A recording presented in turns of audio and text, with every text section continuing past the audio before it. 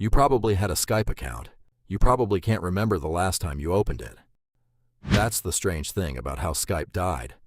There was no scandal, no collapse, no dramatic bankruptcy filing. It just got quieter, year after year, until on May 5th, 2025, Microsoft switched it off completely. 22 years after it launched, and 14 years after Microsoft paid $8.5 billion for it. This is the story of how a company beat the entire global telecom industry, made its founders hundreds of millions of dollars, got bought 3 times for wildly different prices, and then lost to a product made by the company that owned it. To understand why Skype mattered, you have to remember what calling someone abroad used to cost. In 2003, an international call was billed by the minute, and the price was set by a small number of national telecom operators. Calling another country meant watching the clock. For families split across borders, that clock was expensive. Then, in August 2003, 2 men launched something that made those calls free. Niklas Sennström from Sweden, Janus Friis from Denmark. But the software itself was written by 3 Estonian developers, Ati Heinla, Priit Kasasalu, and John Tallinn, and the reason it was free comes down to one technical decision. Skype didn't route your call through its own servers. It used peer-to-peer, the same architecture behind the file-sharing networks of that era. Your call traveled through the network of other Skype users, which meant Skype's costs didn't rise much when its user count did. The telecom industry charged you by the minute because it owned the infrastructure. Skype didn't need the infrastructure. That was the whole trick. By 2005, Skype had passed 50 million users, mostly across Europe and Asia. That same year, it added video calling, and at its peak, Skype connected around 300 million users, carrying roughly a third of all international call traffic on the planet. A company from Estonia was moving a third of the world's international calls. Here's where the story gets financially absurd. September 2005. eBay buys Skype for $2.6 billion, plus performance-based earnouts. The logic at the time was that buyers and sellers would want to talk to each other before a transaction.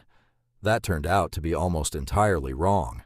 People buying a used camera on eBay did not want a voice call with a stranger. The 2 products never meaningfully connected. September 2009. 4 years later, eBay gives up. It agrees to sell Skype in a deal valuing the business at $2.75 billion to an investor group led by Silver Lake. eBay walks away with about $1.9 billion in cash and a $125 million note. Note the number. 4 years of ownership, essentially flat. May 2011. 18 months later, Microsoft buys Skype from that same investor group for $8.5 billion. 18 months. From 2.75 to 8.5. Silver Lake had grown monthly calling minutes by around 150% in that window. And Microsoft was buying real scale.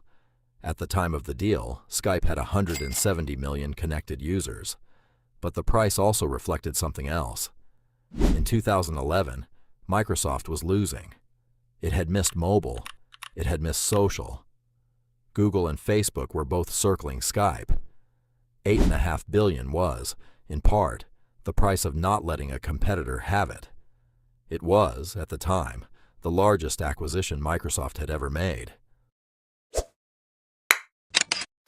So Microsoft owned the world's default video calling app, and then it lost it to 3 things at once. First, the phone. Skype was built for a computer, a desktop, a headset, a scheduled call. But the world moved to phones, and on a phone, calling was already solved. iPhone users had FaceTime built in. Everyone else had WhatsApp, which offered free calls with none of the setup. Skype's advantage had been free international calls. By 2015, Free international calls weren't a product, they were a default. Second, the app got heavier, not lighter. Through the 2000s and 10s, Skype was redesigned repeatedly. Users complained about slow launches, changing layouts and features nobody had asked for. Meanwhile, the competition was moving the other way, toward one button, one tap, one call. Third, and this is the one that actually killed it, Microsoft built a competitor to Skype inside Microsoft. In March 2017, Microsoft launched Teams. Teams was aimed at the workplace, chat, files, meetings, bundled into Office. And Microsoft pushed it hard because Teams sold Office subscriptions, and Skype largely didn't sell anything. So inside one company, there were now two products doing overlapping jobs. One was strategic, the other was legacy. And then came 2020.